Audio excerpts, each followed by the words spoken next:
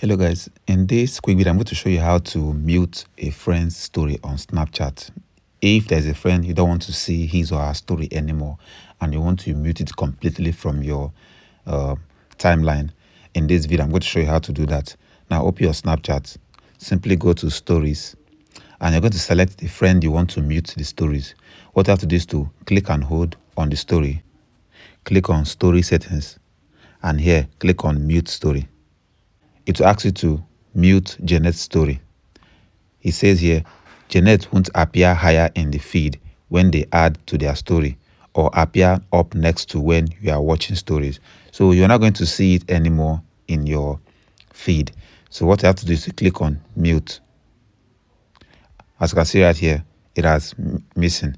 You're not going to see the person's story anymore. So that's how you mute someone's story on Snapchat. That's all for this video. See you guys in the next one.